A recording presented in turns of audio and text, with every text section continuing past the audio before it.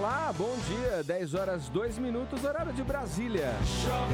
Tá começando pela Rede Jovem Pan, mais um nossa revista radiofônica que segue até as 11h30. Aqui na maior e melhor rede de rádio do Brasil.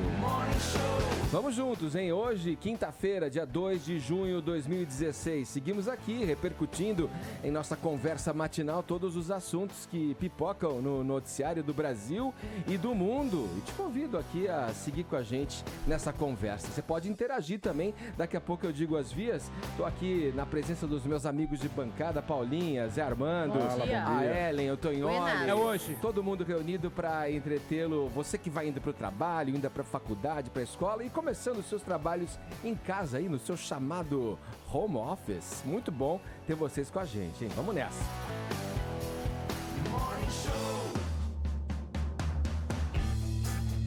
Começo com a pergunta, hein? Em que acreditamos? O que merece a nossa confiança? No momento como o que vivemos, a incredulidade toma conta dos corações e mentes que se aventuram a refletir e entender os caminhos que nos trouxeram até aqui.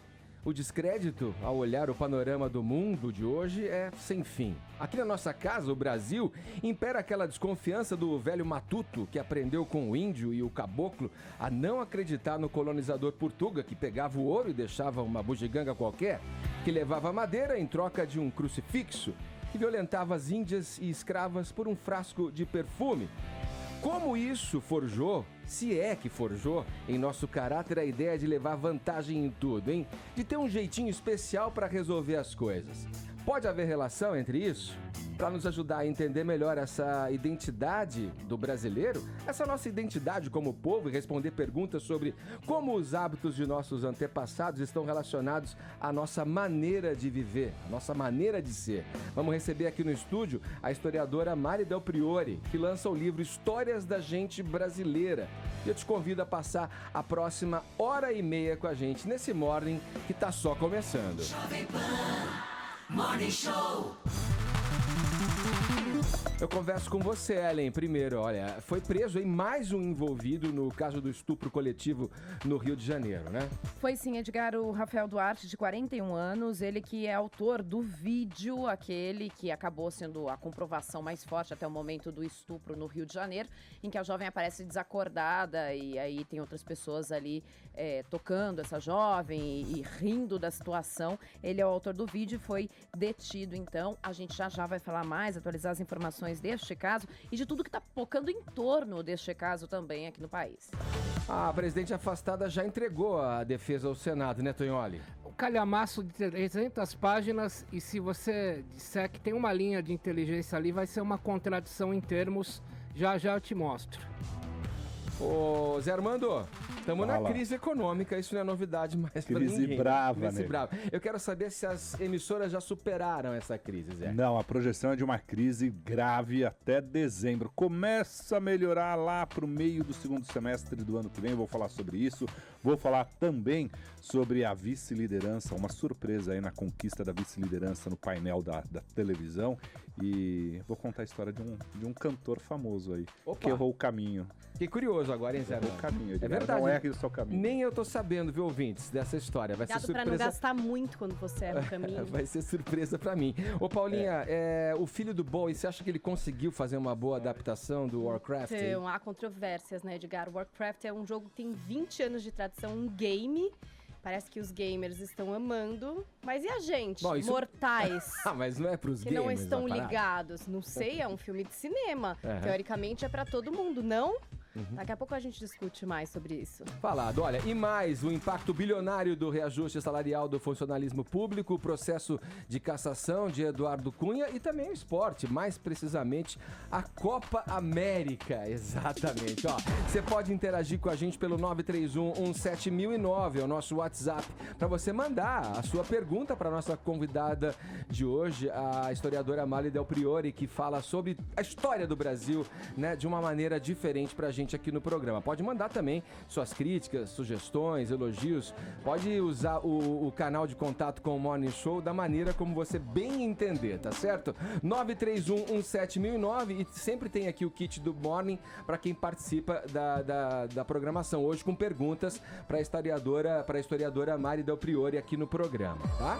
Aliás, falando em interatividade com a Jovem Pan, você sabe que tem o nosso aplicativo, o Opinapan, né? Você pode baixar mesmo para o celular que tem o sistema operacional iOS, ou então o Google Play, o Android também. Você pode baixar o Opinapan e interagir com toda a programação da Jovem Pan. A gente está com a enquete aqui no Morning Show sobre a Dilma, presidente Dilma Rousseff. E aí, o que você acha? Qual é a tua opinião? Ela vai se livrar do processo de impeachment? Diga pra gente. Tem o Opinapan, é pra isso. Ela tá afastada do cargo e tal, e tem toda essa questão em cima. Será que ela vai conseguir reverter o quadro, a situação dela no Senado? Segunda-feira a gente apresenta o resultado para você aqui na programação do Morning Show. Mas vamos lá, Ellen, quero começar com você sobre, já de cara, falando aí, passando para você essa batata quente aí, que ontem caiu no noticiário em razão, né, principalmente desse caso do estupro coletivo no Rio de Janeiro. Estão sendo promovidos aí, durante essa semana, vários protestos no Brasil contra o que se define como essa cultura do estupro aí, né? Ontem, aqui em São Paulo, por exemplo, teve manifestantes que fizeram uma ação em frente à casa de shows Comedians da Rua Augusta. Para o ouvinte que não sabe, essa casa pertence, acho que tem outros sócios, mas tem lá o Danilo Gentili, o humorista Danilo Gentili, e o Rafinha Bastos, né, acusados pelo grupo ali de promover machismo e misoginia na televisão e nas redes sociais. Ontem, pelas imagens que se viram, os protestos eram contra essas pessoas e levantando essas bandeiras aí, né? Te pergunto, Ellen, esse tipo de protesto você acha que tá valendo, é legítimo? Como é que é a tua opinião sobre isso? Protesto é sempre legítimo, né? Todos nós temos o direito de protestar, ainda que, claro, respeitando os limites do outro ali, mas protesto é sempre legítimo.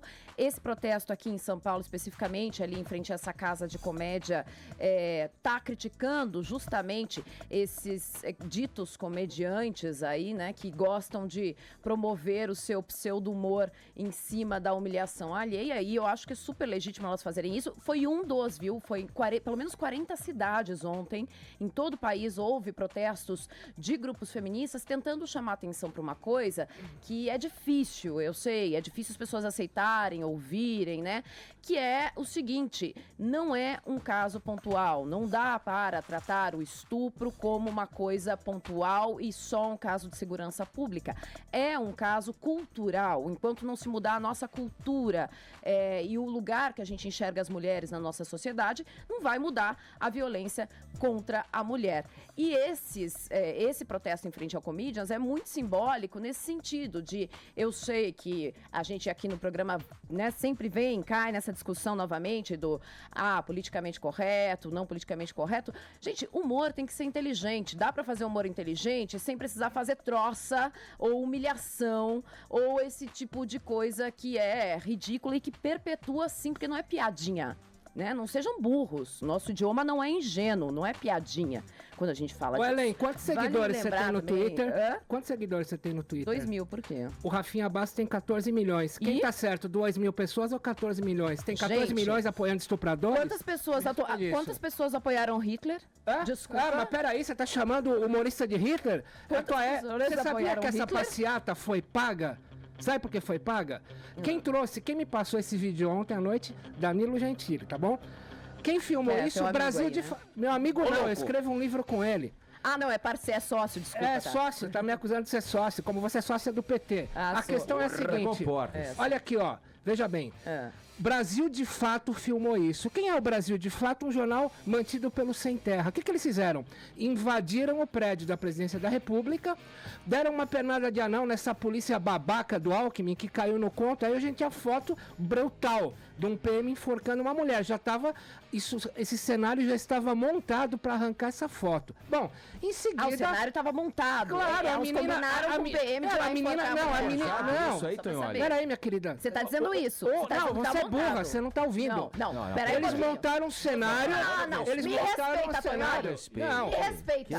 Você chama humorista de nazista e você quer respeito? Me respeita. Tá? Fala que o humorista é nazista. Você me respeita. Fala que o Danilo Gentili... Você falou? Não, eu disse que repete sua frase. Repito. Fala, quem é nazista? Você perguntou quem tava certo, quem tinha mais então ouve o que eu tô falando. Fizeram uma pernada de anão, a menina chutou um lixo, esses PM são babaca que caem no conto desse pessoal do Brasil de Fato sustentado pelo MST, e fez essa cena brutal, um PM enforcando uma mulher, o que eu condeno, é brutal, mas estava armado, foi uma pernada de anão pra gerar essa foto. Pagos pelo MST, eles foram lá, pagos, e foram nos comediantes acusá-los de nazista, como você está acusando. O que aconteceu? Quem filmou isso? Quem deu o furo? O Brasil de Fato, pago pelo MST, que foi lá pago para invadir a presidência e fazer com que esses PMs... Desculpa, PM, vocês foram babacas, vocês caíram no conto do MST. Sabe o que a gente tem pro registro histórico hoje? Uma mulher sendo enforcada por um PM fortudão. Então foi o que sobrou. Agora... Senhor Alckmin, como é que você deixa a tua polícia cair no conto desses caras? É o que a esquerda sabe fazer de melhor, fazer oposição. Vocês caíram no conto. O que fica pra história é Danilo Gentili, como acabou de dizer a Ellen, é um nazista, a PM enforca mulheres e o MST, que paga o Brasil de Fato, conseguiu empinar um vídeo patrocinado com a grana do MST. Peraí, patrocinado não, eles também foram lá mostrar o que você não vê escancarado. Não, mas quem paga o Brasil de Fato é o MST, já tava tudo armado. É um roteiro, isso que eu quero dizer. Vamos ouvir a Ellen. Número 1, o Probo jornalista aqui ao meu lado está dizendo que as pessoas que estavam lá foram pagas. Eu espero que você tenha prova disso. Número 2, você está imputando a mim uma afirmação que eu não fiz. Então repete, por que você associou o humor ao nazismo? Você chamou Danilo Gentili de nazista. Eu associei a maioria ao fato de não necessariamente ter razão. Gente, não é porque é maioria que se tem razão. O nazismo também teve uma maioria apoiando e não tinha razão alguma. Não, quando eu falei que você tinha 2 mil seguidores e ele tinha 14 milhões, você falou que o Hitler também tinha milhões. Exatamente, então, por silogismo, você associa um humorista ao nazismo. Gente, isso que você quer dizer, Ellen? Pelo amor de Deus. Não, Tonholi, não fala merda. E outra coisa, pra você ver o tamanho da cultura, do machismo no nosso país, que quando você perde o argumento, o que você tem pra me dizer é que eu sou burra ou tentar gritar dizendo que eu fico histérica. Eu chamei você de burra, me desculpa, Ellen, você simplesmente não entendeu. Eu fiz essa figura de expressão burra pra assodar a sua ética do coitadismo. Agora você vai dizer que eu sou machista porque eu te chamei de burra no ar. Olha como eu sou machista. Deixa eu dizer uma coisa. O Netinho de Paula era estuprador. Não, depois que ele virou candidato do PCdoB, ele virou negro. Tonholi, é o golpe que vocês dão na linguagem. Eu sou uma mulher extremamente... Não, desculpa. Agora eu sou machista porque eu falei que você é burra. Se tu quer discutir comigo, discute com argumentos. Se tu não tem argumentos, fica quieto. Tu chama os outros de nazismo, então é burra mesmo. Deixa eu dizer uma coisa, que eu fico constrangido com a história, acho que a gente pode levar em outros termos isso daí pra expor cada um a sua opinião. O que eu penso sobre isso? Eu penso o seguinte, eu já vi vídeos, eu vou dar um exemplo de vários vídeos que eu vi, desses vídeos feitos pelo próprio público dentro dessas casas ditas de humor. Então, qualquer coisa que o cara vomita ali da frente, o público vai lá e Eles nem entendem a piada, mas eles acham que é a deixa pra rir e riem automaticamente de qualquer coisa que se fala ali em cima daquele palco.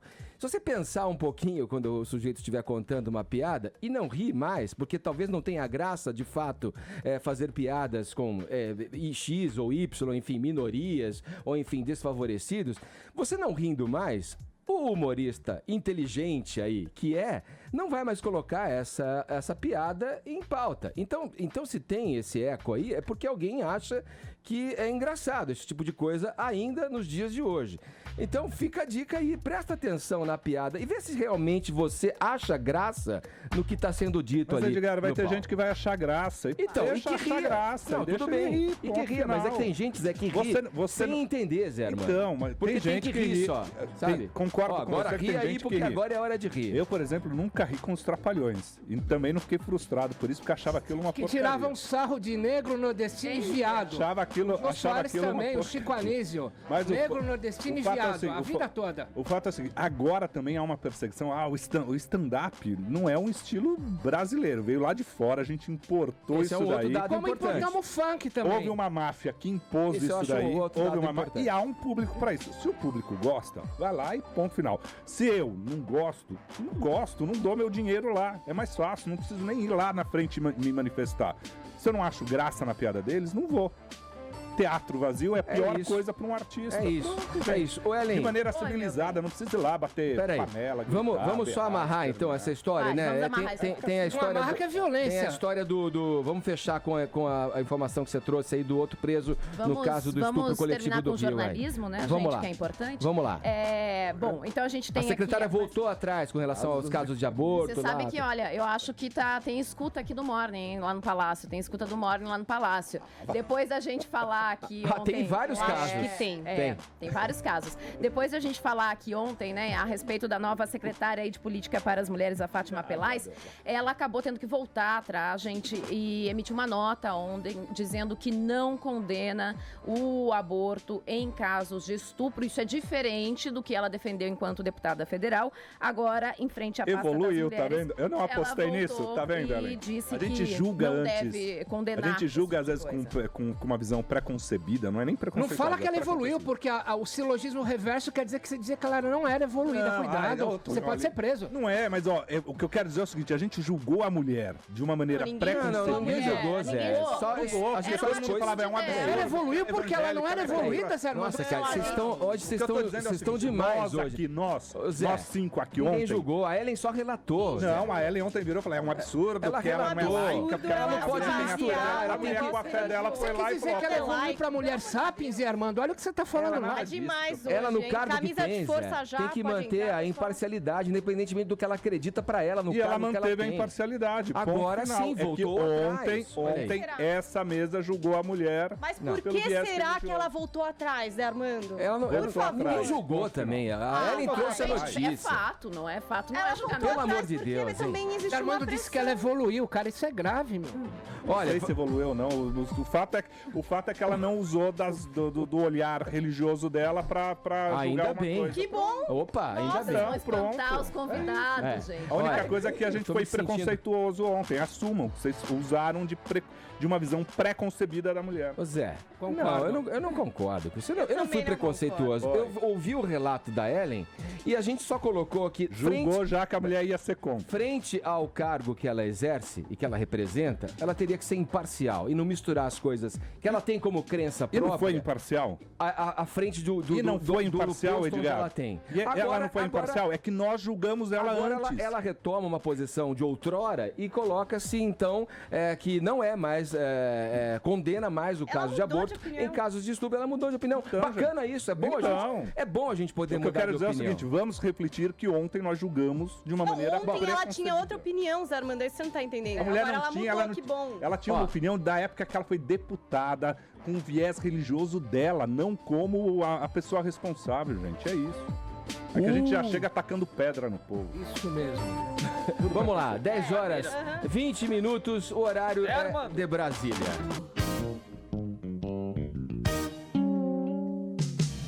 Jovem Pan Morning Show.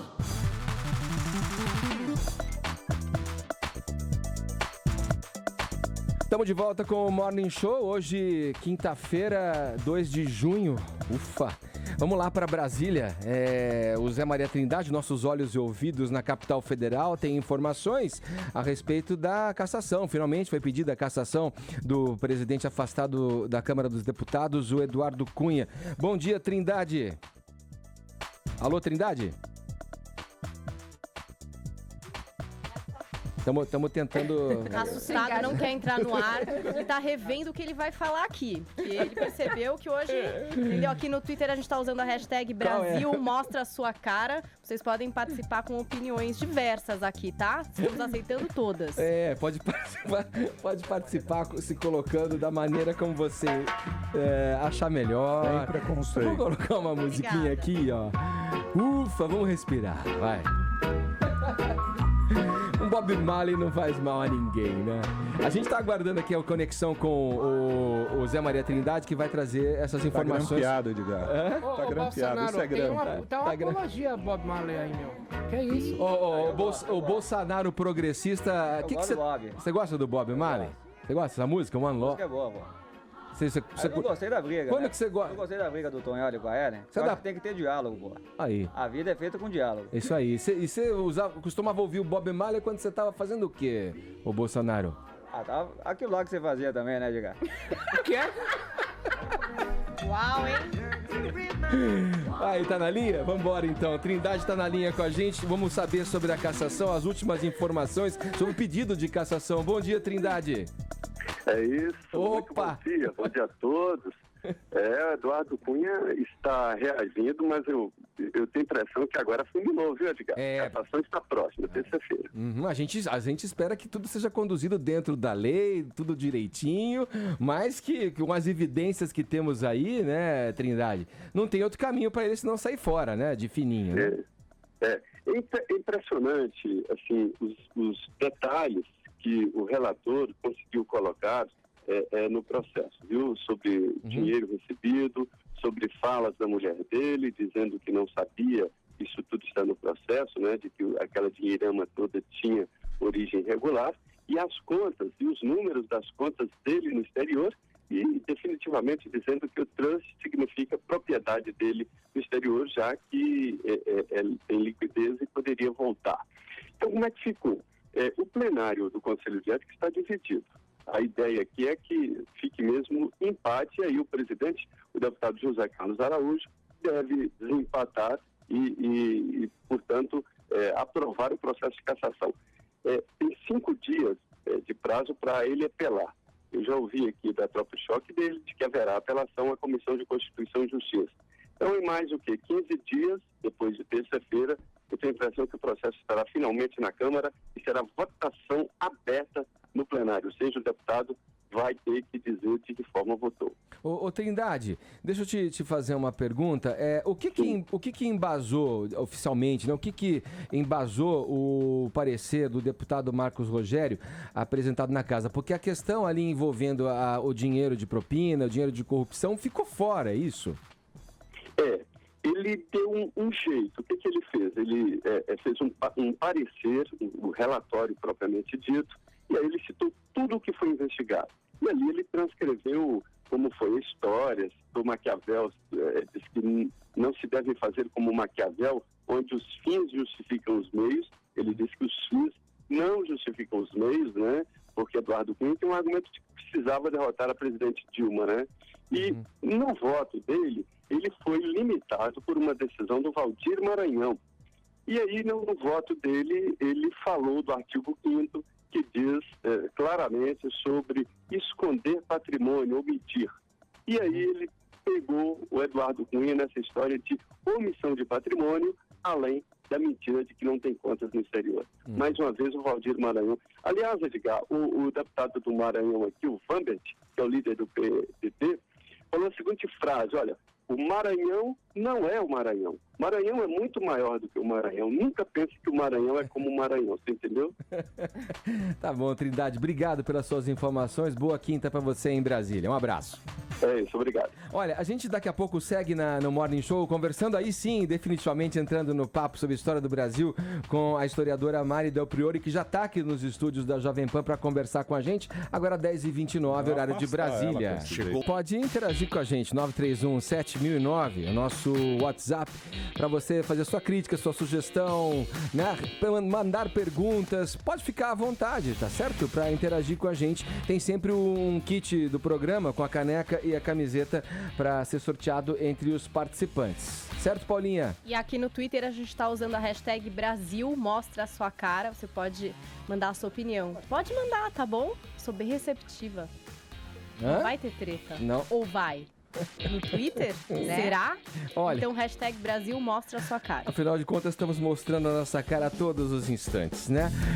Olha aqui, vamos em frente agora na nossa conversa, nossa convidada, uma das maiores historiadoras desse país, sucesso de público e de crítica, ex-professora de História da USP, pós-doutorada pela Escola de Estudos Avançados em Ciências Sociais em Paris e autora de simplesmente 45 livros.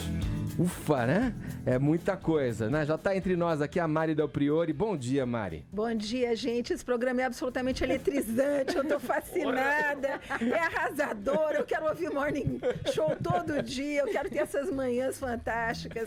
Maravilha, um prazer estar aqui. Não é um ensaio sobre o comportamento humano, os instintos? Exatamente. História é isso. É a diversidade de opiniões, é a diversidade de caras, são as pessoas se expressando. São os falares, é adjetivação, tudo isso é história. É isso aí. Olha aqui. Ufa! Não é? Equânime, meu bem. Eu tenho distância, sou historiadora. A gente faz essa coisa. Distanciamento é fundamental, né? Distanciamento é uma... Olha, o que você falou, Tonholi? Deus te abençoe, ufa! Olha, Tonholi, crente, meu.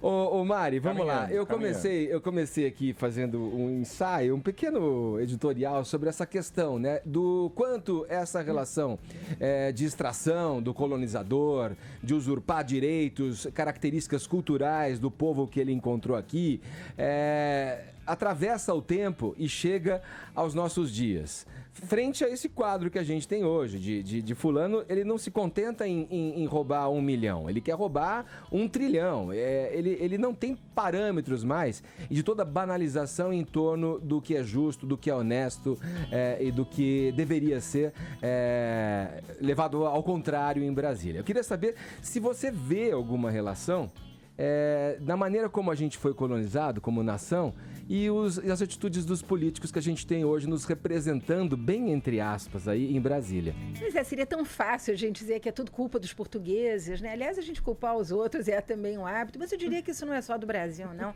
O mundo inteiro, né? Isso é uma coisa do ser humano e achar que tudo vem de outro lado, que nós não somos responsáveis, quer dizer, melhor seria pensar a cidadania do brasileiro, se nós somos cidadãos ou meramente consumidores. Mas eu posso dar aqui uma infinidade de exemplos que permitem certa analogia. Vamos começar por aquela carta de batismo da descoberta do Brasil, que é a famosa Carta de Caminha. Caminha escreve para o rei de Portugal, dizendo que os ares aqui são maravilhosos, que as matas são fantásticas, que há cor em toda parte, passarinhos voando, porém que se o rei quisesse fazer o favor de tirar o genrinho dele, que estava apodrecendo numa ilha lá perto da África, e levá-lo de volta a Portugal, isso é que seria legal. Quer dizer, ele dá uma boa notícia e pede exatamente um favor, inaugurando esse nepotismo, esse toma lá da cá que nós vemos até hoje.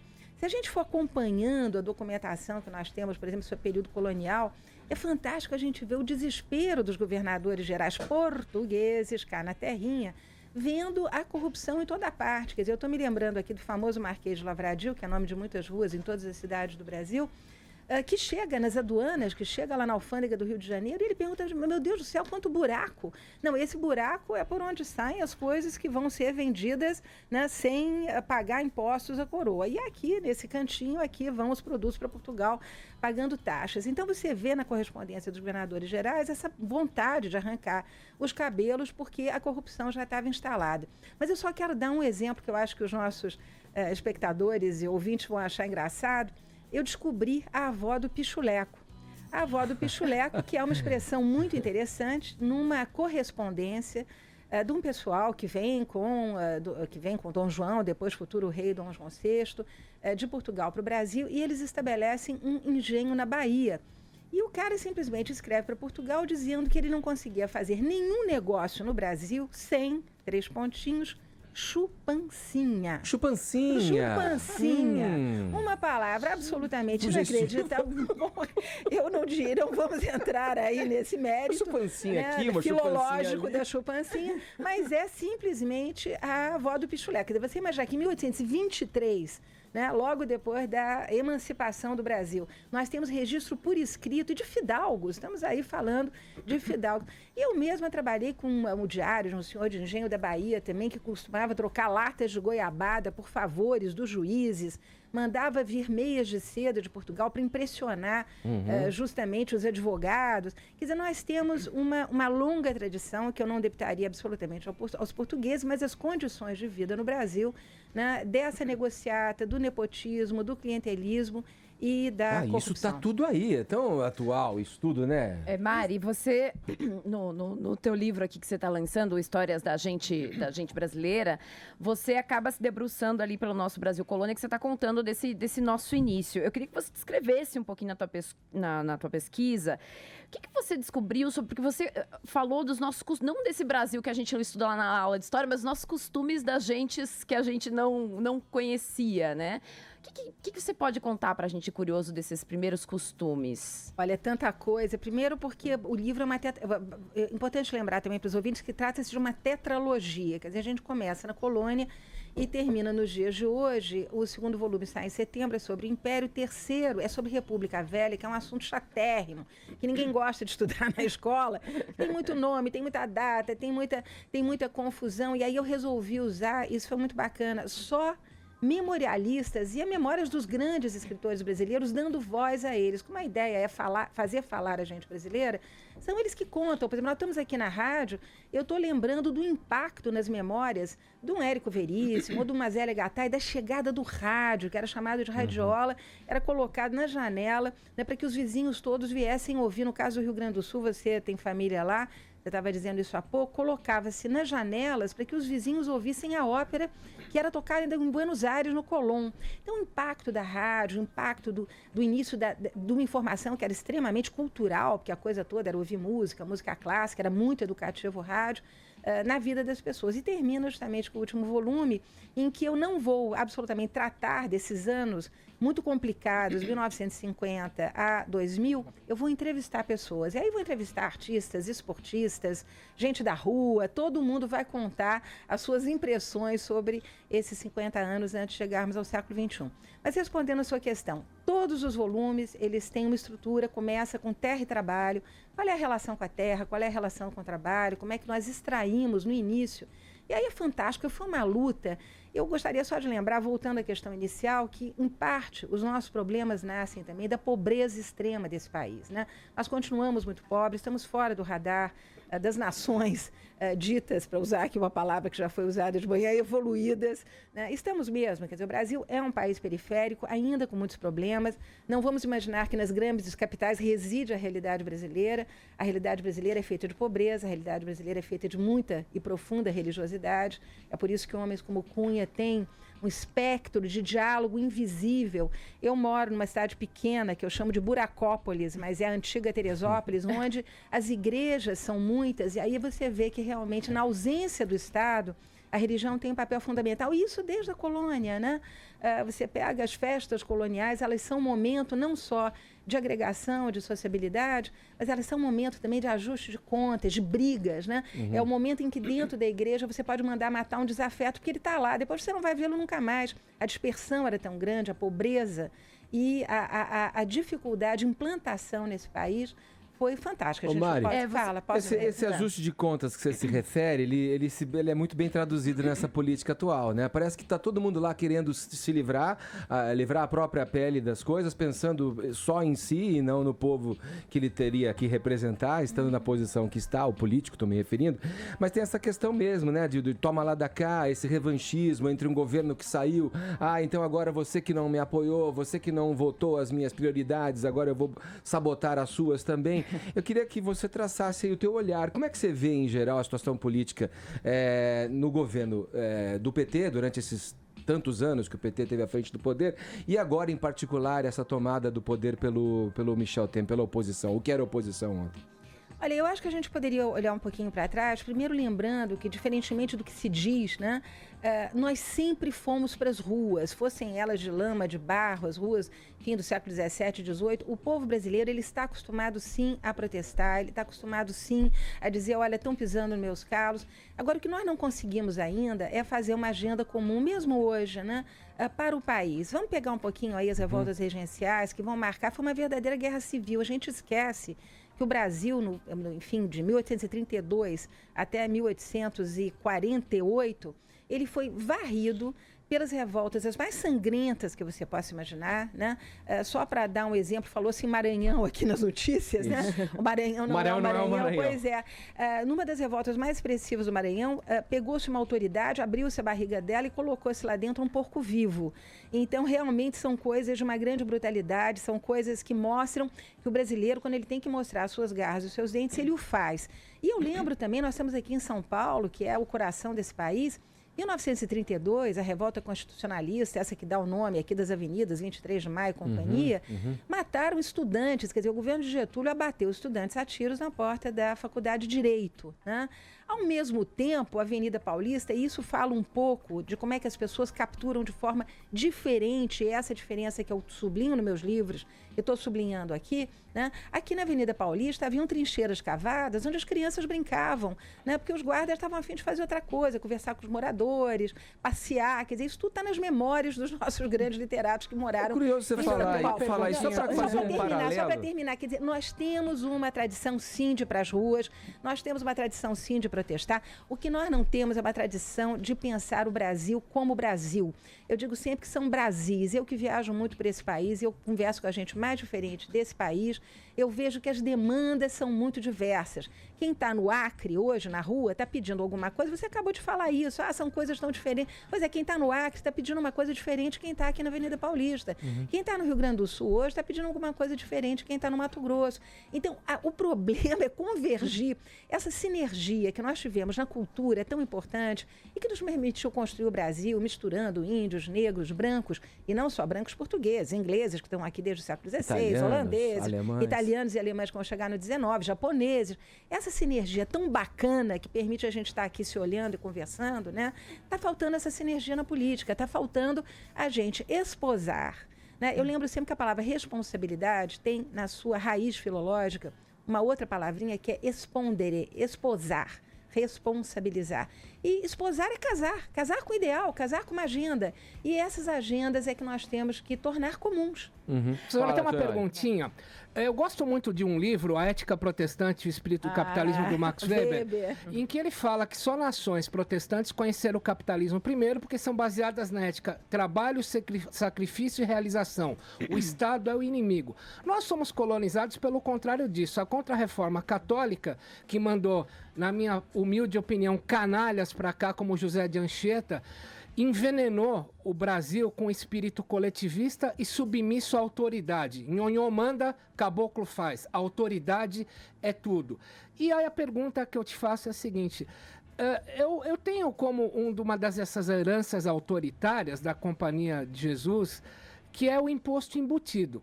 Você embute o imposto, você vai hoje numa favela, numa comunidade, o cara não sabe. Por exemplo, Heliópolis manda $1 milhão por ano em 10 gêneros básicos de imposto para a Universidade de São Paulo. O imposto embutido, eu te pergunto, você acha que é uma herança autoritária para que o povão ache que o asfalto, o guarda e a segurança pública foram dados pela autoridade, não pelo dinheirinho que ele paga? Porque você vai para os Estados Unidos, por exemplo, o cara põe 15% plus taxes, declara o imposto, e aqui não. Olha, eu primeiro, embora eu adore Max Weber, eu discordaria dessa tua tese de que Ioiô manda, caboclo obedece. Primeiro porque o livro mostra justamente que a mobilidade, e é disso que nós temos que tratar, gente, nada é preto e branco, tem milhares de tons de cinza aí no meio, e as pessoas dão resposta assim, quer dizer, o livro está mostrando o tempo todo que você tem uma reação, e que mesmo nessa sociedade escravista, você vai ter uma mobilidade social enorme. Eu trato disso, classe C e D não tem nenhuma novidade. Você já tem no século XVIII milhares de famílias famílias de Forros que estão ganhando a vida, que estão fazendo barulho na rua, vendendo os seus produtos, que estão com as suas tendas de negócio. Embutido? Mas peraí, calma aí. Quer dizer, o que eu acho que está faltando, quer dizer, eu volto a dizer, eu acho que essa mobilidade, essa efervescência, esse fervilhamento das cidades, do crescimento que foi capenga, mas que permitiu mobilidade no campo, permitiu mobilidade nas cidades. O que faltou é acompanhar essa efervescência econômica com uma coisinha simples chamada educação. Nós nunca tivemos, e aliás a Companhia de Jesus, me perdoe, foi responsável pelas primeiras escolas aqui, autoritárias, interessadas obviamente em cristianizar, transformar índios em anjo, a gente sabe tudo isso. Porém, o Estado sempre esteve absolutamente ausente. Só para você ter uma ideia, escola pública que é criada em tese, né? Nós temos aí professores régios pagos desde o século XVIII, depois Dom Pedro II vai criar as tais escolas imperiais, onde negro escravo não entrava, mas entrou muito mulato, entrou muito pardo. O que é interessante é que as verdadeiras escolas públicas só vão aparecer no Brasil nos anos 20 e 30, graças à luta dos anarquistas, graças à luta dos italianos e espanhóis anarquistas que vêm para cá bater bumbo e dizer, olha, a gente não vai trabalhar nas indústrias, tá? Se vocês não derem escola para os nossos filhos. E é daí que nós temos pela primeira vez o Estado brasileiro, mas veja bem, a sociedade brasileira também exigindo escola. Porque não pode ser essa coisa de o Estado dar o peito e a sociedade mama, né? Não pode ser isso. Quer dizer, é preciso que a sociedade também participe, é preciso que a questão da educação esteja na agenda da sociedade e a gente sente, né, que a questão da sobrevivência sempre foi mais importante. Agora, a letra salva, a escola salva. Eu vou te dar só um rápido exemplo para a gente poder passar para a próxima questão. Você pega a biografia desses nossos grandes escritores, pega um Tiago de Mello, pega um Érico, pega um Zé Lins do Rego, essas pessoas foram salvas pela escola, mesmo quando elas são alfabetizadas aos 13 anos. Só para dar um exemplo, o Zé Lins do Rego era considerado tão burro, ele apanhava tanto para aprender, que ele dormia com queijo embaixo do travesseiro, porque naquela época acreditava-se que comer queijo fazia inteligente. Então o coitado do menino dormia com queijo embaixo do travesseiro. Agora, ele se alfabetizou tarde. A Zélia Gattai tomava reguada na cabeça da professora, se alfabetizou. E a escola salva, a escola permite, a escola abre portas, ela abre vias para outros mundos, para consciência, para reconhecer o imposto embutido, e aí volta a sua questão, né? Naquilo que é negociado entre Estado e população. Então, meu lindo, enquanto não houver escola, as pessoas não vão ter condições de decodificar o que está acontecendo, né? Nem através, obviamente, das imagens que aparecem na televisão e nem de programas espetaculares como esse do qual eu estou participando. E é incrível que a gente tem que reafirmar a todo instante, Mari, o óbvio, né? Porque o que se espera? Que todos tenham a chance de ter acesso à escola, que todos possam ter a letra, como você colocou. É a nossa natureza, incrível isso, né? E a pátria educadora como emblema fica bem bonito no slogan, né? Agora, faltando 9 minutos, eu vou fazer um breve intervalo aqui. A gente está ouvindo a historiadora Mari Del Priore conversando com a gente aqui no Morning Show, uma conversa muito legal, te convido a ficar com a gente. Vamos ouvir um sonzinho agora, 9 minutos para as 11 horas, horário de Brasília. Jovem Pan Morning Show. Bom dia, senhores. É Luiz de São Paulo, mas só o BT do bedelho de vocês aí. Piada é feita pra rir, gente. Não tem outra finalidade. É feita pra rir, seja lá do que for. Acontece que esses caras contam a piada que a gente conta escondido com os amigos em público. Verdade. Só. O público e o privado do Brasil, né, professora? Um abraço. É pra rir, mas é curioso isso, né? A questão de você contar num ambiente íntimo, privado, e extrapolar isso para um ambiente público, né? Para as mídias sociais, isso, né? Para as redes sociais que hoje tem uma repercussão e fazem um barulho tão grande, né? Pois é, eu já tenho discutido bastante isso, e esses meus livros voltam sempre a mesma questão, essa dupla cara do brasileiro, né? Na vida pública somos todos liberados, todos rimos da piada, todos desejamos a mulher ou o marido próximo, achamos, enfim, que vale tudo, porém, na vida privada somos machistas, homofóbicos, racistas e por aí afora. Vamos ouvir mais um pouquinho isso aí aqui? Que não pode. Olha aí, ó, o Bolsonaro progressista. progressista. Mari, ele teve A aqui... coisa do mundo é a homofobia. Aí, tá vendo? Tá vendo? Ele tem uma farmácia que defende minorias, né? Frascos e comprimidos. Tem gente do Mais Médicos lá. Jorge de São Paulo. Bom, eu acho o seguinte, que é muito cococó pra pouco ovo. Mal. sei lá, é complicado. Cada um puxa para o seu interesse. É tudo jogo de interesse. Obrigado. Oi, meu querido Zé Armando, hoje você tá com a corda toda, hein? Aí, Zé. Vamos aprender a ouvir e a interpretar. Falou? Um beijo, Cristian. De Guarapari, Espírito Santo. Quer dizer, assoprou, depois mordeu, meu. Tá vendo? Mauro Sabino Uberaba, bom dia. Esse programa hoje está espetacular. Isto é que é debate. Continue. Zé Armando, Antonioli, Ellen, parabéns. Alexandre Santana do Deserto, bom dia. Brasil, mostra sua cara para nossa indignação contra a corrupção, a bandidagem, a falta de respeito que os políticos têm com nós, eleitores. Bom, tá aí, você pode continuar mandando a sua sonora pelo 931-7009, é o nosso WhatsApp. Eu quero registrar aqui um momento. Ontem, a gente teve a presença do Supla aqui no programa e teve assim, né, a questão ali envolvendo o Eduardo Suplicy, o ex-senador Eduardo Suplicy, de tentar a visita e a sessão com a presidenta, e a presidenta cancelou, e ele até citou aí pra gente que um homem de 74 anos foi a Brasília, pegou o avião, chegou lá, ficou esperando, e aí deu com a cara na porta quando a reunião foi cancelada. Tem até essa sonora pra gente ouvir do Supla falando aqui no Morning Show, inclusive ele abre fazendo aí uma crítica ao governo, dizendo o que ele achou do governo da Dilma. Olha aí. Eu não acho que ela foi uma boa presidenta. Realmente, porque você tem que, quando você é presidente, você tem que falar com todo mundo. E eu pego as coisas muito simples da vida, por exemplo. Simples. Meu pai tá tentando uma audiência com ela, acho que até hoje, talvez até consiga, que não é nem mais presidente. Ele tem 74 anos, né? E pelo respeito a todo o trabalho dele, pelo partido, é um dos poucos caras que é totalmente limpo do partido. Ele pegou um avião com uma audiência marcada com ela, um cara tem 74 anos, chegou lá, ficou esperando sei lá quantas horas, e aí depois chegou para um auxiliar e falou assim, não vai dar para receber. Eu vejo assim, se ela teve esse tipo de atitude com um senhor de 74 anos, que não é um senhor qualquer, ele não tá acima de ninguém, é um cara assim, mas é um cara que é um dos fundadores do partido e fez, eu imagino com o resto das coisas, entendeu? Se eu fosse presidente, você tem que saber fazer política, meu. O cara vem, o nome já diz, né? Vou atender o cara, mesmo que tudo bem, ele vai falar do plano de renda mínima e tal, que eu já sei, tô careca de saber e tal, mas deixa eu saber, porque ele quer deixar implantar, para deixar um estudo, para realmente é uma coisa que ele acredita, e não é um cara que estudou isso a vida inteira, né? Acabou de receber um prêmio na Bélgica, assim, super importante, então é isso que eu queria deixar, mas podemos falar de outra coisa. Resumindo a ópera aí,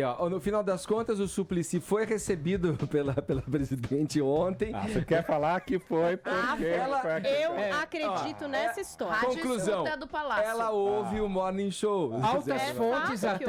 Altas fontes atestam que o Morning Show foi degravado, encaminhado a Dilma, que impromptu atendeu. Prefiro ficar sem essa ouvinte. Depois de 3 anos de insistência, não, Zé, a gente não recusa. Quem quiser ouvir a gente pode somar, não tem problema nenhum. Depois de 3 anos de insistência, então, o ex-senador Eduardo Suplicy foi recebido pela presidente afastada Dilma Rousseff no Palácio do Alvorada. Ele foi lá falar sobre o Renda Básica da Cidadania, que é um projeto caro para o Suplicy e para todos os brasileiros também. E ficou claro, felizão, que escreveu no Facebook que foi muito positiva a audiência com a presidente afastada, que valeu muito a pena essa espera, Tonholi.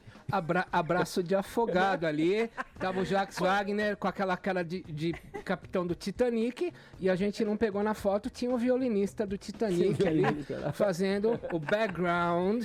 E ela recebeu também, porque agora ela precisa de gente que ela precisa dentro receber, do PT ela precisa não é qualquer um, né? E dentro do PT alguém que tenha respaldo, qualquer né? Um o Suplicy é um cara ainda no PT que era muito respeitado, é uma liderança, é um santo, ele foi lá. Como disse o próprio filho, um dos poucos, né? Pois é, o Suplicy tem essa estampa mesmo, que independentemente de ele estar num partido que vai naufragando, ele mantém uma persona pública, uma dignidade. O Brasil sempre teve esses Eduardos Cunhas e o Suplicy, assim, eu até botei opostos ali. Bom, basta imaginar o que fizeram com o Zé Bonifácio, né? Que afinal de contas foi um cara incrível, que ajudou pra caramba a gente se emancipar. E que depois, a gente acompanhando as cartas dele, quando ele é exilado pelo imperador Dom Pedro I, ele se queixa horrivelmente ele chama de manigâncias, quer dizer, que são essas conversas horrorosas, um detonando o outro. E ele fala o tempo todo da pata. A pata seria o governo brasileiro que teria que botar ovos para todos os barões de café que naquela época só queriam favores. É um problema grave, né? É um problema grave, só com educação que a gente vai resolver isso. Olha aqui, a gente já continua no papo com a historiadora Mari Del Fiore aqui na programação Del Priore aqui no Morning Show. Eu tenho uma boa notícia agora para vocês. Um novo teste aponta aí que a pílula do câncer retarda, sim, o tumor, né? Os testes foram conduzidos a pedido do governo federal e mostraram que a fosfocetanolamina, nossa, esse nome é fosfocetanolamina, suposta pílula do fosfoetanolamina. Vamos lá. Vai lá. Lamina. Fosfoetanolamina. Ela realmente é capaz de retardar o crescimento de tumores aí em camundongos, embora, né, o faça com menos eficácia do que um tratamento quimioterápico aí que já é usado em pacientes humanos há décadas. Tem toda essa controvérsia em torno da pílula do câncer, mas as análises anteriores haviam indicado que a fosfo, digamos assim, para facilitar a vida aqui de quem vos fala, na verdade seria composta por diversas substâncias, além de não ter efeito contra o câncer em ensaios feitos tanto in vitro, né, com células tumorais ali em tubo de ensaio, quanto in vivo, com roedores, né, com o câncer com células cancerígenas. Quer dizer, é mais um sinal aí, né, na verdade, em busca de uma cura e que possa trazer algum conforto, algum alento para os pacientes com câncer. Né? Boa a cura para a classe política, funcionou em roedores, meu. Já pensou? Olha, pode aplicar também, né? Claro. A ciência evolui por linhas tortas. É verdade. Essa sim é uma boa notícia. E ó. Jovem Pan Morning Show. Denise, olha, vamos nos deprimir um pouquinho. Você é tão bacana, Denise. Vem aqui, conversa com a gente sobre tudo. Então, vou começar a falar de variedades. Eu vou trocar de lugar com os Armando. Você dá seus pitacos na novela, dá suas cornetadas na novela, mas a gente quer saber da vida financeira, Denise Campos de Toledo. Da vida do país. Aliás, tem um assunto que eu acho que cabe falar com você, que é essa aprovação pela Câmara no reajuste salarial e do Judiciário, nesse bojo aí do pacote que contempla aí todos os setores, né, do funcionalismo público ali. Olha, é uma bagatela e tanto, que vai... 58 bilhões até 2019. Para os cofres públicos, né? É um aumento que o governo anterior vinha segurando e agora teve o aval do Temer. Esse é preocupante. Tinha que ter reajuste em algum momento. Agora dar um susto matinal, né, na gente. Né? Então, mas aí faz parte do jogo político, né? Ele vai tentar minimizar essas pressões dos servidores contra ele. Qual o índice de reajuste? O percentual é por categoria. Já estava proposto pelo governo anterior, ele podia ter vetado, né? E eu acho que seria até uma prova da capacidade dele de negociação com o Congresso. Sabe, você tentar adiar isso, porque ao mesmo tempo ele anunciou há 2 semanas o rombo das contas de 170 bilhões e meio de reais. É uma coisa que ele vai ter que equacionar aí para ver o que dá para fazer. Aí tem o reajuste do funcionalismo. Está renegociando com os estados a dívida. Alguma forma, provavelmente vai vir alguma carência, talvez até de 1 ano de pagamento. Então, também não vai contar com esses recursos. Ontem, nós tivemos esse movimento aqui na Paulista, em seguida eles voltaram atrás no que eles tinham dado uma parada na liberação do programa Minha Casa Minha Vida, e aí, em seguida, eles já começaram a liberar de novo o programa. Sabe, não que tenha que parar. Sabe que é um programa importantíssimo, agora você tem que reestruturar, tem que ver o quanto você tem de dinheiro, de capacidade de financiamento, tem que reorganizar as finanças antes de você começar a ceder pressões. Ele falou também, o governo, em uma limitação, a ampliação dos gastos do governo com base na inflação do ano anterior. Aí ontem, Michel Temer, dando posse a novos integrantes da equipe, ele falou que não vai haver cortes para saúde e educação. De novo, são áreas prioritárias, para lá de precárias, com um serviço horroroso de atendimento à população, mas ele já está fazendo concessão. Então, isso mexe com aquela confiança que se tinha de uma reorganização. Sabe, ainda é cedo para a gente bombardear e falar que não vai dar certo, mas eu acho que ele tem que mostrar mais firmeza. Na coletiva que ele deu na semana passada, ele deu um murro na mesa e falou que ninguém podia falar que ele voltava atrás. Eu acho que tudo bem você voltar atrás no caso de corrupção de um ministro. Então você tem que voltar atrás mesmo, tá? Você está enrascado, é um governo com uma proposta nova, de honestidade, de se tentar corrigir o país também por aí, mas eu acho que é concessão demais, sabe? Está faltando medida de curto prazo para reorganizar toda essa história toda. Então, não dá para você fazer concessão demais quando você tem uma crise imensa a administrar. É que nem quando você está na tua casa. De repente você tem que reorganizar porque você está usando cheque especial, rotativo do cartão, você está com o teu nome sujo, e aí um vem e pede uma coisa, o teu filho chora de um jeito e pede uma coisinha, você vai fazendo concessão, não reorganiza. Então é isso que me preocupa um pouco. E a gente tem um crescimento fraco da economia que continua, né? A sensação que a gente tem é de uma formiguinha puxando um trenó, né? Para fazer a máquina econômica de novo. Agora, a sociedade não está preparada para esses cortes, para a reforma da Previdência, essas coisas. Você já vê que vai ter uma resistência muito grande. Agora, tem um dado mais positivo de hoje, que a produção industrial saiu do vermelho pelo menos um mês. Em abril, cresceu 0,1%. Pode ser um sinal de que já chegou no fundo do poço. Vamos conferir, vamos esperar mais um mês. Né? Mas pode ser um sinal de que saiu do fundo do poço. Ô, Edgar, eu fiz a conta aqui, só nesse daqui do judiciário, que vai lá para 39 mil reais, que é um salário pequeno, né? O reajuste é de 16,37%. Tem muita categoria que não chega a repor a inflação. Mais da metade está tendo correção abaixo da inflação. Aí a gente vê, esse é o nosso país, né? O reajuste para o assalariado é sempre menor, não cobre. E tem demissão e não tem estabilidade, né?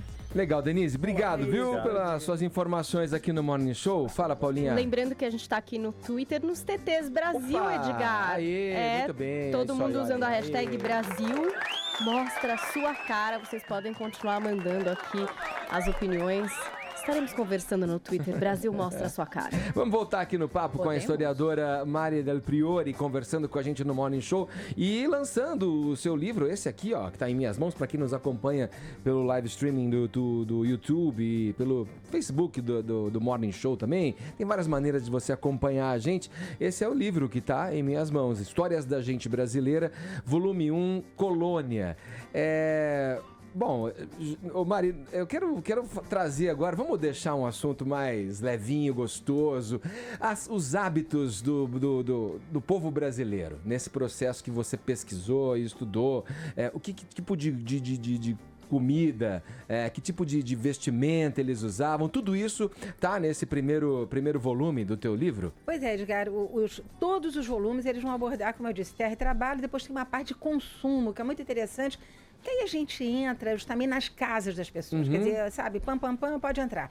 Como é que eram as casas, como elas eram construídas, feitas de quê, quais são as evoluções, como é que essa casa vai recuando, crescendo o jardim, se tinha uma espécie de pomar com ervas, porque não tinha médico, né, até hoje, mas médicos desde a colônia já não tinha. Então, todo mundo tinha hábitos de se curar com fitoterapia, os móveis, o mobiliário, o que nós emprestamos dos índios, o hábito da rede, da esteirinha que vem da Ásia. Depois, os primeiros móveis de madeira, eu lembro sempre que quem entra em antiquário, e aí o antiquário diz, olha que beleza, mesa do século XVII. Mentira, porque não tinha praticamente mobiliário, um mobiliário realmente muito precário. Só no final do século XVIII é que nós vamos começar a ter algo além de uma faca para cortar a carne, que em geral toda a comida era feita com as mãos.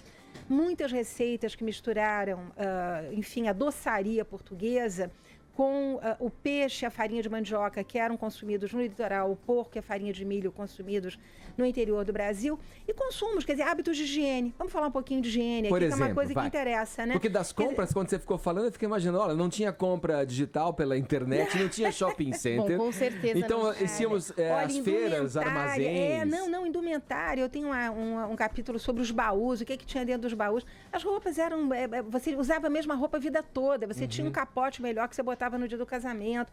Então, realmente, uma vida, volta a dizer, Brasil, país pobre, vamos assumir a nossa cara. Era nada daquilo que a gente vê nas novelas de Escrava Isaura, com aquele decote, aquela roupa branca, de linda. De jeito nenhum. Olha, isso é lamentável, quer dizer, como a falta de verossimilhança na televisão, né? Porque eu digo que a história Deus e o diabo estão nos detalhes. Quer dizer, você não pode mostrar certas coisas que não existiam. Banho, vamos falar de banho, tá? Ninguém tomava banho. É verdade, essa coisa brasileira. banho. Mas e não tomava banho por quê? Porque tina. eram porcos, não, porque a água era um negócio complicadíssimo. Hoje em dia todo mundo liga a torneira, gasta água, fica sem água. Naquela época a água era transportada em lombo de animais, em lombo de escravos. Ela tinha que ser trazida de algum lugar. Pouquíssimas as casas que tinham poço. Aliás, quando surge o jornal no Brasil, no início do século XIX, nós vamos começar a ver nos anúncios do jornal, as casas que têm poços eram vendidas por um preço muito mais alto. Quer dizer, a água era um bem dificílimo. Depois tinha que usar a água na alimentação dos animais. Então, a verdade é que as pessoas lavavam pé, nuca e mão. O pé, porque o problema do bicho do pé era absolutamente geral e ele dura até os anos de 1930. Né? Nas memórias da Carolina Nabuco, que é simplesmente a filha de Joaquim Nabuco, nosso grande fidalgo, ela conta que pequenininha na Praia de Santos, a família toda sentada em bancos e a mãe lá, né, com a agulha tirando o bicho do pé, porque você pisava no chão e vinha o bicho do pé. As casas eram imundas, só terminando rápido. As casas eram imundas, as pessoas despejavam conteúdo dos pinicos pela janela. Aquele famoso água vai era obrigatório, estava na legislação, tinha que gritar 3 vezes para dar tempo do cara correr, né? Água vai! Aí era pinico, era tudo. Quem limpava as ruas eram os urubus, eram os animais que viviam soltos, porcos, vacas, cachorros, eles é que cuidavam do lixo. E o nosso imperador Dom Pedro I deu esse exemplo fantástico, né, de fazer as suas necessidades em público.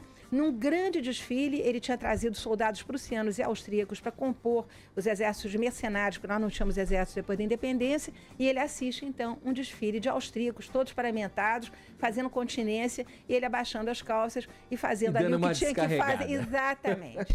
Professora, Mari, você tem um livro entre os todos que você tem, que são as histórias íntimas da sexualidade e o erotismo da história do Brasil. E a gente aqui começou o programa acabando discutindo essa questão de feminismo, em função desse caso terrível no Rio de Janeiro do estupro, os movimentos feministas, né, se reacenderam, tentando mostrar que no Brasil há uma cultura do estupro, ou que o lugar da mulher do Brasil ainda está num lugar desprivilegiado. Dentro dos seus estudos, você encontra isso? A nossa história aponta para isso, para esse lugar da nossa mulher brasileira? Olha, mais uma vez, tudo que eu escrevo é para mostrar nuances. Quer dizer, eu volto a dizer, não é preto nem branco. Nós tivemos de tudo, né? Nós temos desde a bela no lar até a mulher que galgou degraus e que fez a sua vida e que conquistou bens. A nossa Marquesa de Santos saiu do Rio de Janeiro absolutamente milionária, dona de metade das propriedades, fazendo o quê? Né? Oferecendo seus cofres, que era o nome que se dava na época, para o nosso imperador Dom Pedro I, que assinava-se o Demonão e que deixou, entre a documentação que deixou lá no Museu Imperial de Petrópolis, uma cartinha em que ele faz questão de desenhar o seu pênis ejaculando. Então nós temos mulheres de todo tipo, desde aquelas que realmente sofreram estupro, que foram maltratadas, se viciadas, até as mulheres que, como mostra a documentação da Inquisição, faziam sexo oral, se deixavam sodomizar pelos seus companheiros. Né? Quer dizer, temos isso, depois nos processos de divórcio, temos mulheres que se negam a fazer sexo com seus maridos, porque não querem ficar na posição de animal, que é a mulher de 4, que era condenada pela igreja, então elas correm para o bispo dizer, eu quero me separar porque eu não quero ficar nessa posição de 4. Então, há uma diversidade, né? Eu acho que coitadismo não é a solução para o discurso feminista. Agora, eu quero lembrar outra coisa também, e nisso é uma opinião muito pessoal, eu não vou, enfim, entrar na discussão de hoje de manhã, mas eu acho que o machismo no Brasil tem nas suas próprias mulheres uma grande correia disseminadora. Quer dizer, mãe que não deixa filho fazer cama, mulher que não deixa marido lavar louça, mulher que acha que se o filho tomou um bico, a culpa é daquela piranha, daquela namoradinha que nunca podia ter aparecido. Mulher que acha que mulher inteligente é sapata, quer dizer, aí já entra também a homofobia também. Quer dizer, nós estamos lidando com populações femininas que pensam assim. Eu acho as lutas feministas importantíssimas, eu acho que elas têm o que dizer, elas precisam se organizar. Hoje é preciso falar... Como é que você vê o movimento feminista hoje no Brasil? Não existe um movimento feminista, existe movimentos feministas, milhares de correntes, desde a Beyoncé, que acha que, né, mostrando aquele corpo maravilhoso, vale a pena, que é por aí que a gente muda, empoderada, até as mulheres lá do Silicon Valley, que acham que é ganhando grana, que a mulher se impõe, né? Até a gente que vai pra rua bater panela. Volto a dizer, não há preto e branco, são milhares milhares de grupos, milhares de vozes. Deixa eu ouvir um ouvinte aqui, desculpa te interromper, Mari, tem um ouvinte aqui que faz uma relação, o Zé falou da questão da novela e você falou da falta de verossimilhança entre o que se vê na televisão, nesses folhetins e da história, como de fato se deu. Vamos ouvir aqui, tem o ouvinte Marcelo que fala e cita essa aí, Zé, a novela das 11, o Liberdade. Olá, bom dia, galera. Aproveitando a presença da historiadora, queria saber se ela assiste Liberdade, e se eu assisto e gosto muito, né? E queria ver se de lá a gente pode ter um pouquinho da noção real da história do nosso Brasil, que é uma novela muito boa, né? Marcelo Gandas aqui de Guarulhos. Um abraço, galera. E um ótimo programa e continue assim, hein? Valeu, Marcelo. Obrigado pela tua participação, mas vamos dizer já, né, Zé? Porque tem um tanto de ficção ali também, Acho né? que o pano de fundo passa pela história, mas a é tudo ficção, né? não é? É tudo ficção, né? A gente sabe, viu, Marcelo? Quer dizer, primeiro, nunca o Tiradentes nunca teve filho, mas isso tudo bem, é só anunciar, vamos fazer uma ficção, é uma ficção. O que é pena é a perda justamente desse contato com a história. Por exemplo, nós sabemos que inúmeras mulheres brancas viveram com homens negros, até escravos. Mas essas mulheres eram obrigatoriamente mulheres muito pobres, né, que encontravam no casamento com esses companheiros uma forma de estabilidade, uma forma de proteção. O casamento era importante, as pessoas viviam uma vida tão dura que estar junto com alguém melhorava, digamos, a possibilidade de sobrevivência. Então, colocar uma protagonista que vai desejar, ter desejo sexual permanente por escravos, aparecer pelada, mulher nua no passado broxava. A nudez não era absolutamente encorajadora, ao contrário, era atemorizadora. O que causava o desejo, o erotismo, era despir a mulher. Ela se apresentava sempre semi-vestida. Mulher nua tomando banho nunca existiu. Beijo de língua só depois da Segunda Guerra Mundial, quando inventaram a escova e a pasta de dente. Aliás, inventaram antes, mas enfim, a democratização, né, da boca limpa veio depois da Segunda Guerra Mundial.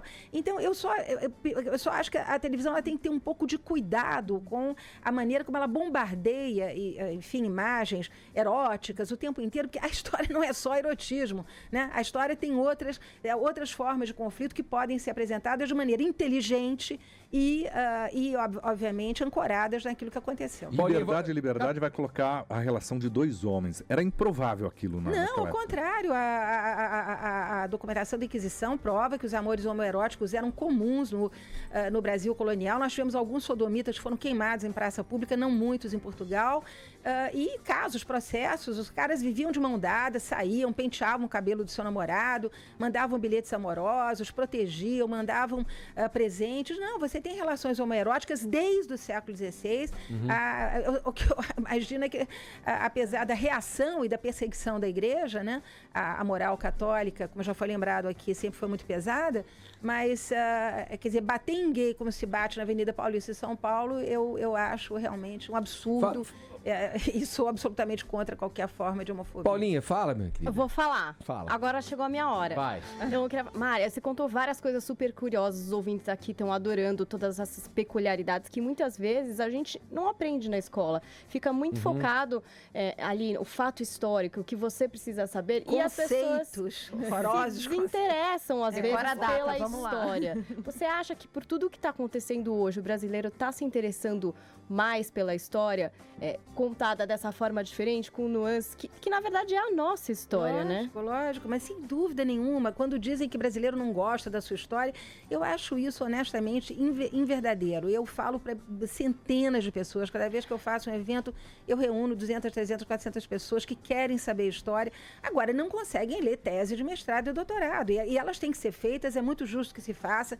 A nossa universidade, as faculdades de História têm dado um trabalho maravilhoso, jovens pesquisadores aí nos arquivos, revelando aspectos, mas é preciso tirar a história dessa camisa de força. As pessoas querem ler uma coisa gostosa. Eu volto a dizer... Que eu te perguntar, quanto que é culpa da academia, o não gostar de história, e como é que você vê esses livros de história que viraram best-seller de gente que não é historiador, como o Peninha, por exemplo, Eduardo Bueno. Eu acho bárbaro, Eduardo, meu queridíssimo amigo, enfim... O Laurentino Gomes, né? Fofo, que eu adoro Jorge Caldeira, esse sim, puta jornalista que faz uma tremenda história, enfim, Rui Castro, você tem, obviamente, entre os jornalistas, gamas diferentes, mas eu acho importantíssima a contribuição dos jornalistas, e digo mais, as biografias hoje devem aos jornalistas. Eu que fiz muita biografia do Império, a Princesa Isabel, o Príncipe Pedro Augusto, os amores de Dom Pedro II, a gente deve a eles, inclusive, essa luta contra a censura, que foi um absurdo total, e aí os jornalistas se posicionaram com muita força, e os historiadores ficaram, olha, bico. Eu que tive um livro censurado, quando fiz uma biografia, sei como isso é duro e como isso é chato. Então, graças a Deus, existem jornalistas que gostam de história. Conta mais, por que foi censurado o teu livro? Por que razão? Televisão? Olha, veja o impacto. Eu escrevi um livro fantástico sobre o Dilermando de Assis, que foi o cara que matou o Euclides da Cunha, né? Então, todo mundo tinha o Euclides por aquele coitadinho, corneado, babá. E, nessa época, tinha uma novela maravilhosa da Globo, quer dizer, novela, sei lá, fotonovela, não sei como é que se chama isso, em que a mulher do Euclides da Cunha era simplesmente a Vera Fischer, uma mulher linda, maravilhosa, uma louraça, Beelzebub, etc. Acontece que a verdadeira Dona Saninha era um tanque, né? Não tinha pescoço, era feia, era gorda, não tinha dente, só que ela era 15 anos mais velha do que um garoto de 17 anos que não tinha dinheiro para ir ao bordel, se apaixona por ela loucamente e fica fiel a ela a vida toda. E aí, cada vez que eu descrevia a Dona Saninha, né, tinha que cortar depois, porque a imagem da Vera Fischer tinha que prevalecer sobre o tanque. Esqueci de melhorar a nossa história. Exato. Não, mas não precisa melhorar fisicamente. Vamos melhorar com fatos que são, em si, muito interessantes. Olha, quando você fala que existe aí essa deturpação em relação aos folhetins, à novela, da TV, já é um dano, eu considero um prejuízo, mas não tão grave quanto você tem nos livros de história, que são livros didáticos, muitas vezes contando a história distorcida, uma história que não é de fato o que aconteceu, que causa todo esse desinteresse que a Ellen estava se referindo aqui, e esses livros que, digamos, vêm mais com uma abordagem e uma estética pop, né, desses jornalistas que a gente citou, o Laurentino, ou o Peninho, o Eduardo Bueno e tal, que são coisas que acabam aproximando também o jovem, né, de uma história que é a nossa história. Não, né? O livro didático é um buraco negro, porque, obviamente, tem a questão do vestibular lá na ponta, e a coisa mais triste é ver uma garotinha de 10 anos, como me relatou outro dia uma professora do ensino médio, perguntando, bom, e aí, tio, o que é mercantilismo mesmo, que eu não entendi. Quer dizer, se uma criança de 10 anos tem que entender o que é mercantilismo, bye bye Brasil, quer dizer, essa coisa fantástica que é a gente poder contar como é que a gente vivia, o que é que a gente comia, como é que a gente namorava, se trepava, tudo isso desaparece, né? E é isso que, como ela disse, a Paulinha aproximaria realmente o leitor. Tem uma perguntinha de livro de jornalista. Nos anos 2000, nós soltamos pela Caros Amigos o livro do Jorge Bordocan, que era o criador do Globo Repórter, e ele criou uma figura que os historiadores falaram que não existia ainda nos livros de história. A minha pergunta para você é essa, que era o merdeiro, que era o negro escravo que iria coletar os dejetos debaixo das camas. Existiu o merdeiro? Não, a palavra não existe, existiam os tigres, né? Esses escravos que eram encarregados exatamente, não temos tempo de falar tudo aqui, mas enfim, falta esgoto desde a época do período colonial. Sim. Então, as tinas com os excrementos, elas eram transportadas às costas dos tigres, que eram assim chamados, porque obviamente escorria dessa tina pelas costas dos escravos, muitas vezes excrementos, e eles tinham que ser jogados em algum lugar. Imagina onde? Nas praias, né? Os estrangeiros que chegavam ao Brasil ficavam sempre encantados antes de chegar no cais, porque quando começava a se aproximar, aquele fedor nauseabundo dos excrementos que eram jogados na praia eram rapidamente identificados. Aliás, nós só vamos ter escoamento, aliás, não temos até hoje, né? O problema de esgotos no Brasil continua seríssimo, mas nós só vamos ter um início de escoamento de esgoto no final do século XIX. Então não era merdeiro, era o tigre, né, que inclusive é citado por todos os viajantes que passaram pelo Brasil. Olha, eu queria agradecer aqui a presença nos estúdios do Morning Show da historiadora Mari Del Priore conversando com a gente. Uma conversa fantástica, queria aqui, enfim, tarde adentro. Eu que adorei, vocês são ótimos, vivo o Morning Show, tenho várias manhãs de história também, maravilha, obrigada. Muito bom te ouvir, Mari que está lançando, se me permite chamar assim, o livro História Histórias da Gente Brasileira, o primeiro volume, Brasil Colônia. Aqui tem os costumes dos brasileiros. Vamos entrar na história verdadeira, na história... gostosa, né? No cotidiano. Ela é muito gostosa, ela pode ser gostosa. Da gente daquela época, né? Olha aqui, então, Histórias da Gente Brasileira já tá nas livrarias. Já, bombando. Olha aqui, lançamento da Mari Del Priore e vem mais por aí, né? Vem mais por aí. Obrigado pela tua presença, viu? Obrigado. A gente tem que fazer algumas entregas, prometemos no começo do programa. Vamos começar com você, Paulinha. Ai, vamos. A história do filho do Bowie, que fez aí o filme, né?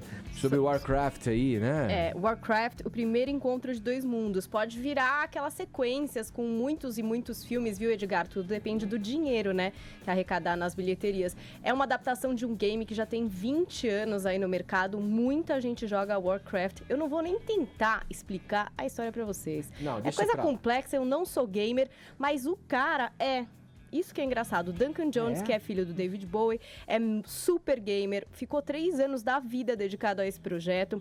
E pelo que os fãs do jogo assistiram, gostaram demais. Tem efeitos visuais incríveis e traz uma história de hiperfantasia, digamos assim. É tudo fantasioso. No esquema de Senhor dos Anéis. Não é nada próximo da realidade, não tem que ter verossimilhança nenhuma, só com o jogo. Então, o pessoal que joga tem elogiado muito. Já quem não joga e não conhece a história de Warcraft pode se sentir meio de lado na trama, e pelo que os críticos têm falado, não tem uma empatia ali com os personagens, porque não dá tempo de você se apegar a ninguém, porque é muita coisa acontecendo. Tá nos cinemas, quero que vocês assistam e depois me contem se gostaram deste filme, que é, sim, do filho do David Bowie. Diz que ele assistiu, viu, Edgar? O primeiro corte, antes de falecer em janeiro, o David Bowie pôde assistir e falar pro filho, fiquei feliz que você tá fazendo uma coisa que você ama. E o Duncan, ele falou já na entrevista que deu, né, em função disso, que o pai, obviamente, incentivou muito ele e ensinou a fazer cinema em casa, né, desde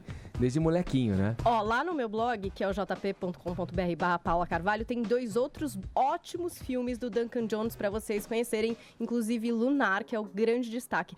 Vamos lá conferir, porque ele é um cara de ficção científica que faz pela primeira vez fantasia. Então é legal também observar isso daí. Boa, da telona pra telinha, Zé Armando, vamos lá falar da televisão. A gente comentou no início aqui da crise, né, financeira, se as TVs estavam passando por isso ou não, mas eu quero saber quem é que tá ocupando a vice-liderança na televisão. A vice-liderança, Edgar. Quem é que tá aí, né? Eu já fechei aqui meu tablet pra pegar... Você sabe pra pegar. Não, é que eu não sei os números de cor. Assim, a liderança... Vai abrindo aí, Zé, a liderança da Globo. Não, a liderança é da Globo. A Globo é o primeiro lugar. O segundo lugar são os canais a cabo. Todos os canais por assinatura somados. Bandeirantes e aí a Record aparece em terceiro lugar. E o SBT, Silvio, a Record aparece em terceiro lugar e depois o SBT. A Band fica com 3 pontos durante o dia. No duro, Silvio, no duro. Tá perdendo, hein, Silvio? A Record já conseguiu abrir uma liderança aqui, uma vantagem de com sono. 1,5 ponto aqui em São Paulo em relação à Rede Record. A Rede Record abriu essa vantagem de 1,5 ponto.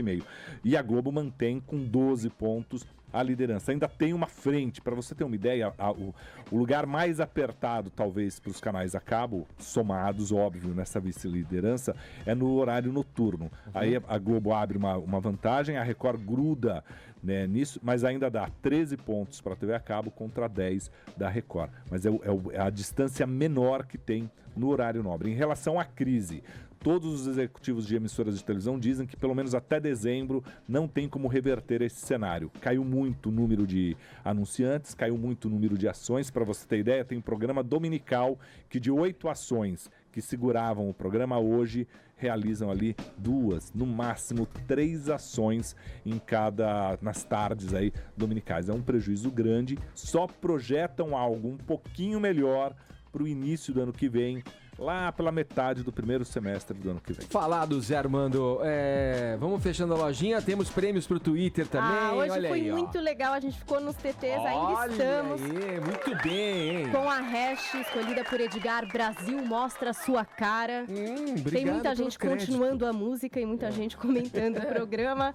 E quem levou o prêmio foi o Fernando Anferal. Depois eu falo com ele aqui pelo Twitter para pegar o telefone e tudo. Ele disse o seguinte: Dilma ouve o Morning Show, afinal ela precisa ficar atualizada sobre o que acham dela por aí. Eu também concordo com você, viu, Fernanda? É isso aí.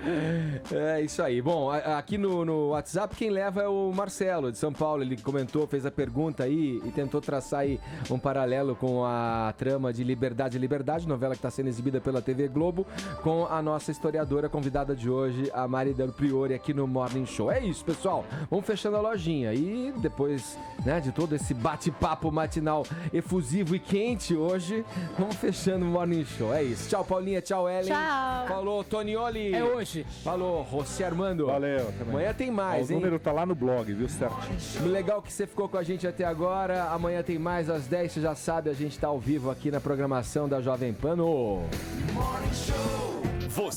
Olha aí, você que tá no canal oficial do Morning Show, pode se inscrever por aqui, ó. Esse é o caminho. Assim você recebe todas as notícias a toda hora, também pelo YouTube do Morning Show. Vai lá, ó.